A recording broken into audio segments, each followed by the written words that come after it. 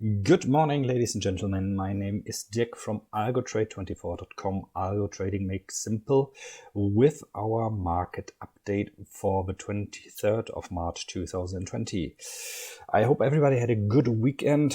Everybody had the possibilities to regain some strength in those turbulent times.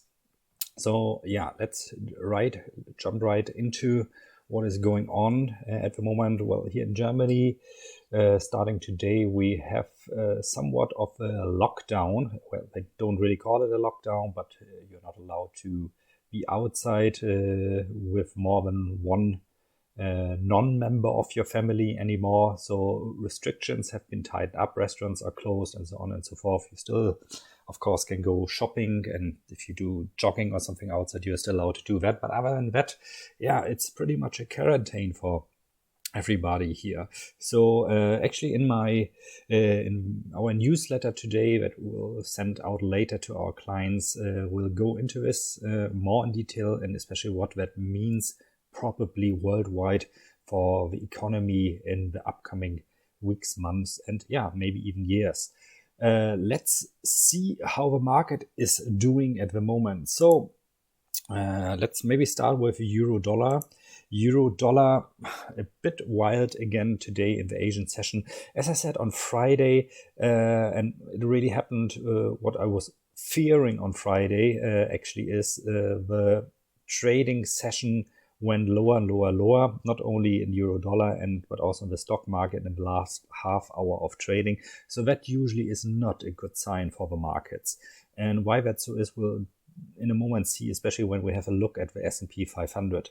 Now, what I can see here in euro dollar at the moment, and this is very typical for an undecided market, is the last 2 days, the open and low being very close together with big wicks to the north and to the south. That really means the market doesn't know what to do at the moment.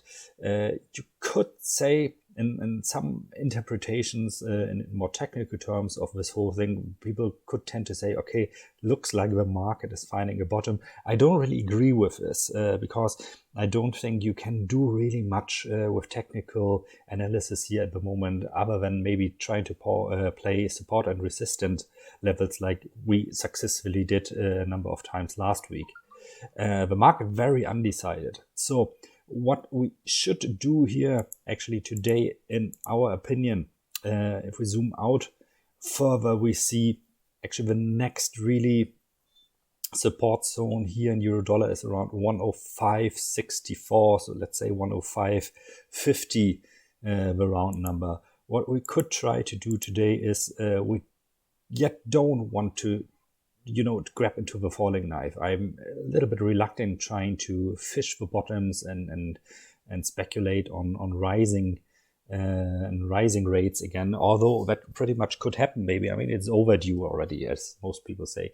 But I would favor actually playing the game of, should the market again test those heights here today of 107.73, so let's say 107.60 for example, I would like to short the market again to sell euro dollar, and this is what I'm going to do. So I'm going to trade one lot here, pending order.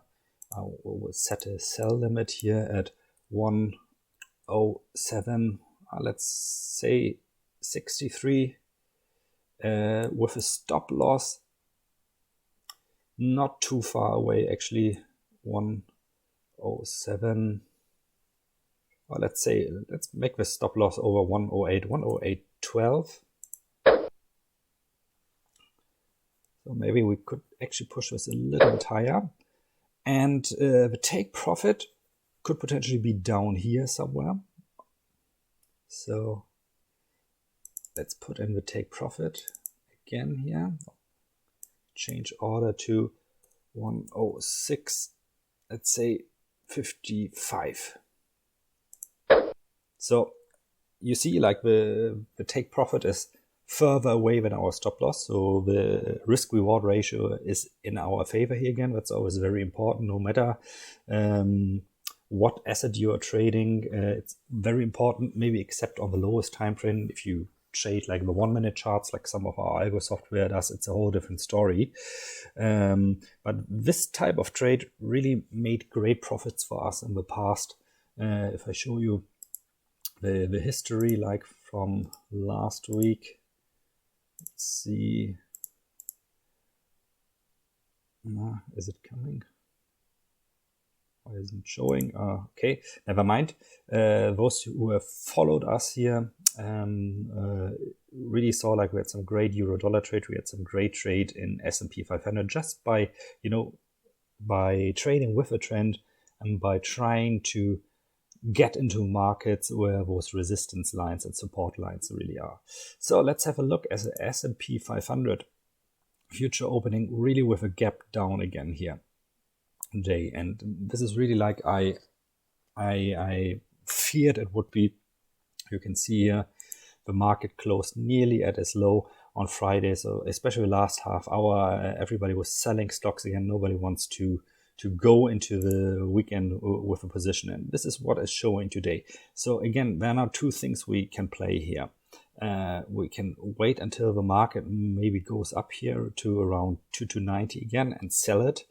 Or, and you would have been able actually to do this morning already, you could have bought here the next support level. Now, since the market are still very much in bearish mode, and in my opinion, we've only seen the peak of the iceberg of what is really going on in terms of Corona in the United States, I would very much favor playing the short side here as well. So I'm trying to go short here with, let's say, 5 lots. I'm going to place a sell limit here, let's say at 2285 with a stop. I'm not going to put in first, but I'm going to try to, let's say if the market drops sharply again, to 190. So I'm trying to do that. Actually, I'm trying to grab like 100 points here going down. The stop loss, we'll see later if the order really gets executed, where to place that. Probably maybe slightly above here, the 2335. That would make sense in my opinion. But let's see that later if the order really gets executed. Let's have a look at oil. Oil really staying low again. Actually, the long trade I was suggesting last week as a speculative trade would have played out quite well here, but of course exiting, that's the difficult part. Still don't know. Looks like we are trending lower in oil still. Yeah. So we've made our move today. We've placed our trades we want to do in the euro-dollar and S&P 500. Let's see how things turn out today. Until then, stay safe and